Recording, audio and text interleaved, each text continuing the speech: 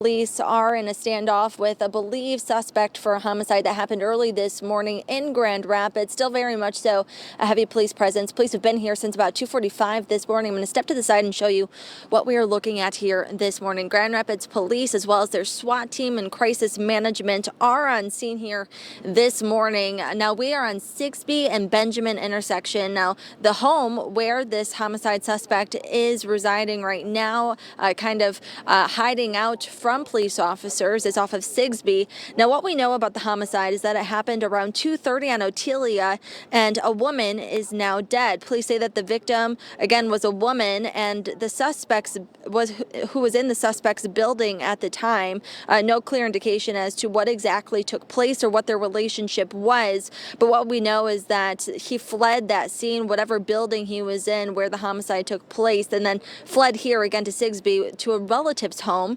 Police located his car outside of it around 2:45, and that's when negotiations began.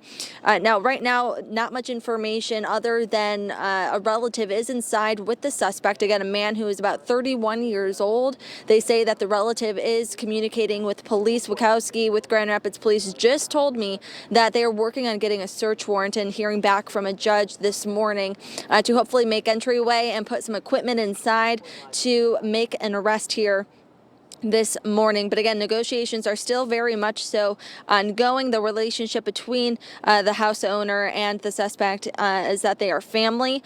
Nobody inside has been hurt, but people in this area should be on alert, and police actually say that anyone that normally goes through this area should not hear sound from Grand Rapids Police. We know nothing that I can divulge at this point in time about the victim, so other than she is deceased. Should neighbors in this area be concerned right now? Yes, anybody that is in this general area should steer clear. Obviously, people are going to be waking up, and if anybody is coming into the area for whatever reason, to steer clear the essentially the wealthy Fuller area. Okay. And the suspect has been communicating with you guys? The suspect has been communicating with us, correct. Okay. What extra measures are you guys going to be taking to hopefully get this resolved soon? We typically, our special response team and our crisis negotiation team work hand in hand. It's all about peaceful surrender, so we could be out here all day, and that is the sole goal. Using extraordinary means is usually a last resort. Typically, it's a waiting game, so we'll just continue negotiating with them. We have time on our side.